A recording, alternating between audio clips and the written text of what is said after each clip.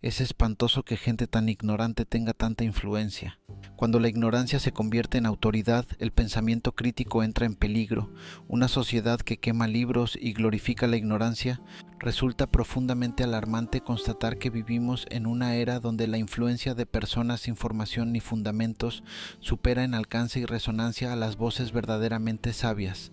Individuos que no comprenden lo que dicen, pero lo repiten con intensidad e ímpetu, logran posicionarse como referentes públicos, mientras quienes argumentan con rigor y conocimiento no se les toma en cuenta, dejando de ser relevantes.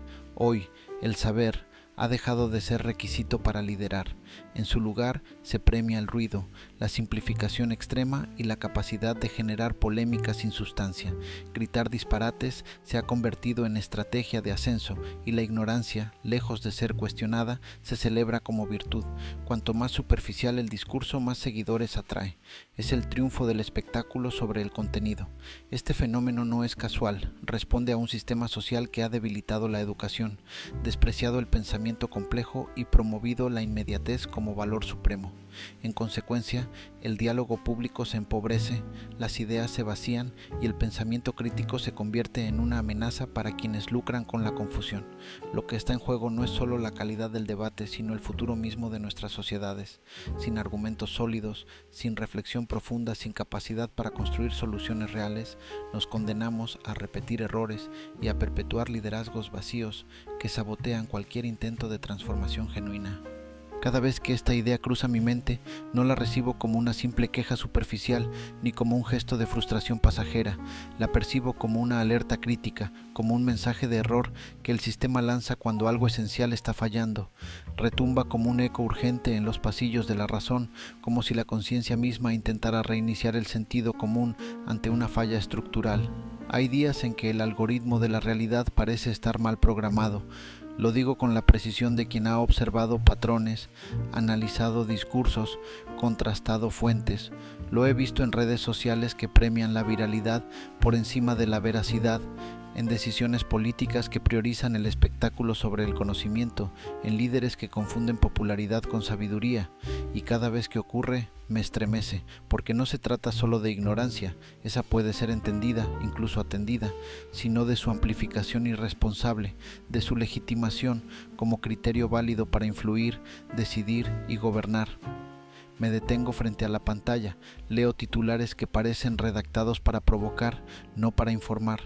Escucho voces que se multiplican como virus, replicando ideas sin fundamento, sin contexto, sin ética, y no puedo evitar sentir un escalofrío lógico, casi como si el sistema operativo del pensamiento colectivo estuviera siendo corrompido por una oleada de desinformación disfrazada de opinión.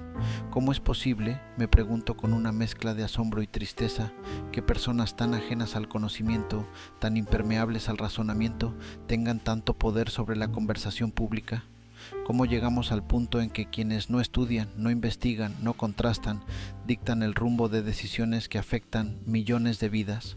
Esta no es una exageración retórica, es una realidad que se puede rastrear en políticas educativas desfinanciadas, en discursos que niegan la ciencia, en algoritmos que premian lo emocional por encima de lo racional. Es el síntoma de una sociedad que ha confundido libertad de expresión con impunidad argumentativa y que ha convertido la ignorancia en una herramienta de poder. Y yo, como educador, como ciudadano, como alguien que cree en el valor de la palabra bien pensada, no puedo quedarme en silencio, porque cada vez que la ignorancia se convierte en influencia, el conocimiento pierde terreno. Y cuando el conocimiento retrocede, lo que avanza no es solo el error, es la injusticia, la manipulación, el deterioro de lo común. Por eso, esta idea no es solo una reflexión personal, es una denuncia, una advertencia, una invitación urgente a repensar el modo en que construimos autoridad, legitimidad y verdad en el espacio público, porque si no reprogramamos el algoritmo de nuestra convivencia, si no restauramos el valor del saber, corremos el riesgo de que el ruido gobierne y el pensamiento desaparezca.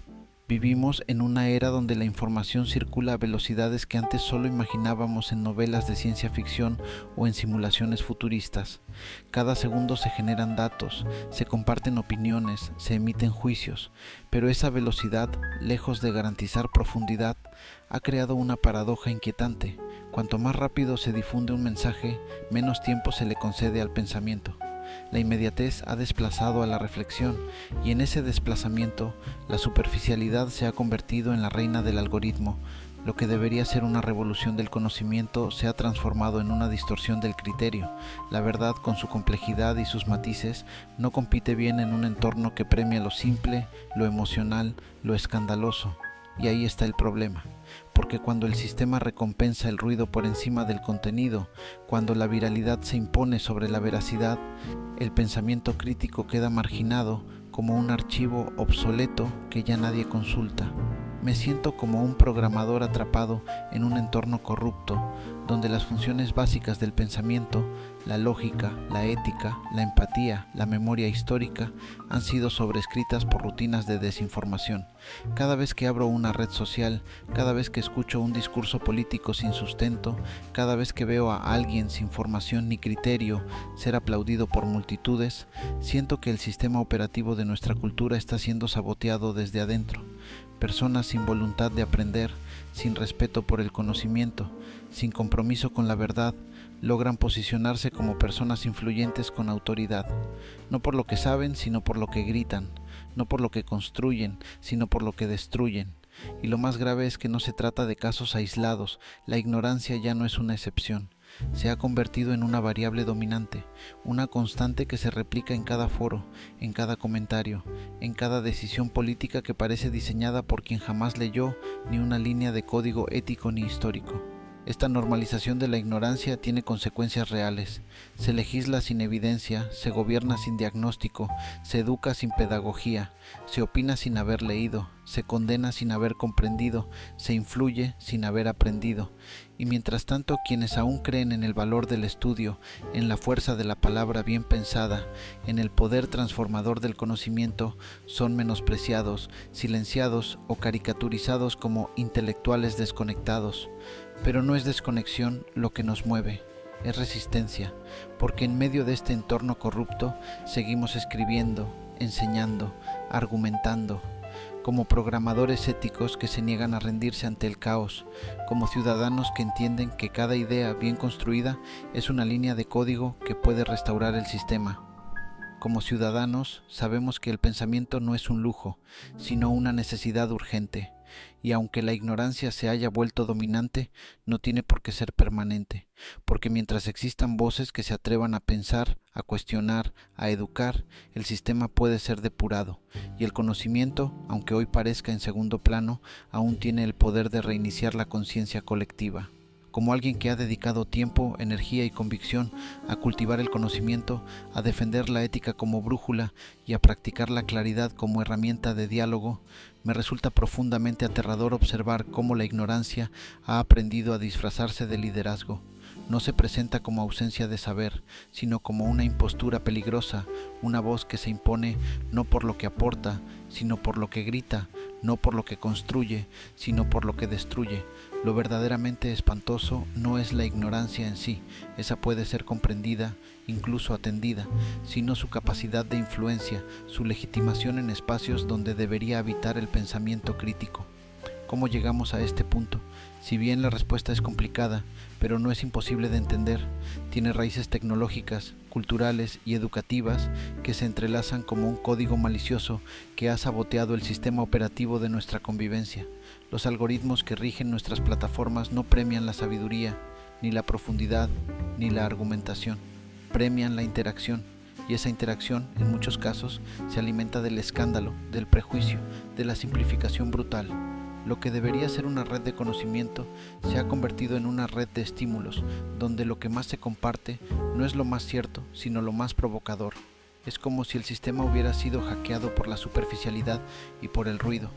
En medio de ese entorno, quienes intentamos dialogar con razones, cifras y respeto, quienes tratamos de contribuir con información verificada, con argumentos sólidos, con datos y con empatía, somos sistemáticamente desplazados del centro del debate, no por falta de contenido, sino por exceso de profundidad, como si pensar fuera un acto incómodo, como si el análisis fuera una amenaza para la comodidad emocional de las masas.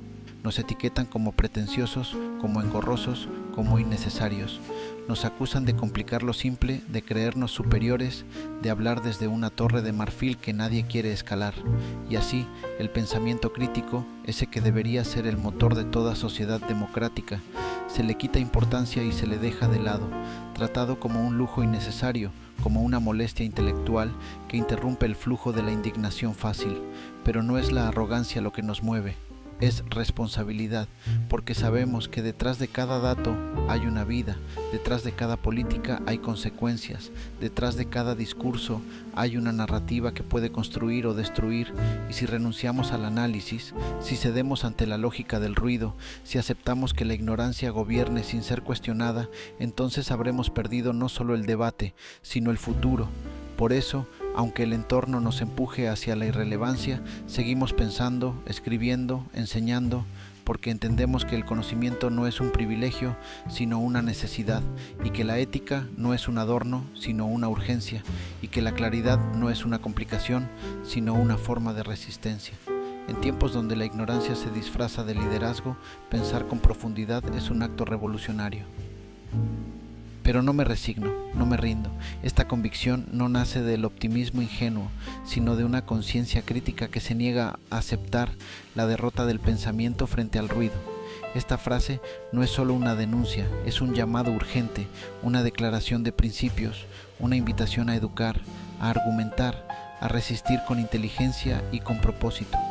Porque si la ignorancia ha logrado ocupar espacios de influencia, no es por mérito propio, sino porque el conocimiento ha sido sistemáticamente silenciado, desplazado, deslegitimado. Se ha convertido en una voz incómoda en un entorno que prefiere lo inmediato a lo profundo, lo viral a lo verdadero.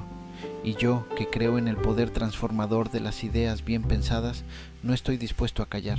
Prefiero construir paso a paso una red de pensamiento que no solo informe, sino que transforme. Una red que funcione como un sistema educativo distribuido, donde cada argumento sea una línea de código ético, cada dato una herramienta de emancipación, cada reflexión una actualización del criterio colectivo. Porque si algo he aprendido del lenguaje de las máquinas y de la lógica humana, es que ningún sistema está condenado a la corrupción permanente. Todo puede ser depurado, todo puede ser reconfigurado. Las redes sociales, los medios, la política, la educación, todos son entornos que pueden ser reprogramados si se insertan los valores correctos. Y aunque hoy la ignorancia parezca tener el control del sistema, mañana podemos reescribir el código. Podemos cambiar el lenguaje base por pensamiento crítico, reemplazar los protocolos de manipulación por ética comunicativa, instalar el conocimiento como firewall contra la desinformación y el prejuicio. No se trata de imponer verdades, sino de recuperar el derecho a pensar con profundidad, de defender el análisis como herramienta democrática, de enseñar que la complejidad no es enemiga de la claridad, sino su aliada más honesta. Porque en tiempos donde la ignorancia se presenta como liderazgo, resistir con inteligencia es más que un acto pedagógico, es una forma de justicia, y en esa justicia cada palabra cuenta, cada argumento suma, cada acto de educación es una línea de defensa contra el colapso del pensamiento. Por eso sigo aquí, escribiendo, enseñando, dialogando, porque el conocimiento no solo debe existir, debe influir, y para lograrlo hay que reprogramar la cultura, depurar el discurso público y construir una sociedad donde pensar no sea un privilegio, sino una práctica cotidiana. Porque sí, lo que vivimos es espantoso, no por exageración, sino por comprobación, verificación y confirmación. Es espantoso ver cómo la ignorancia se institucionaliza, cómo el pensamiento crítico se convierte en una amenaza para quienes prefieren el control a la conciencia. Es espantoso que el ruido sustituya al diálogo, que la superficialidad se disfrace de verdad, que la educación se reduzca a trámite y no a transformación. Pero también es reversible. y esa reversión no depende de milagros ni de discursos vacíos, depende de actos concretos, de palabras bien dichas, de argumentos bien trazados, de rutinas educativas que siembran conciencia desde lo cotidiano. Cada vez que diseño una actividad, no solo estoy enseñando letras o números, estoy sembrando resistencia, estoy programando ideas que desafían el automatismo cultural, que cuestionan el algoritmo social que premia la obediencia ciega y penaliza la reflexión. Porque educar no es solo transmitir información, es formar criterio, es cultivar sensibilidad, es entrenar la capacidad de pensar más allá de lo evidente.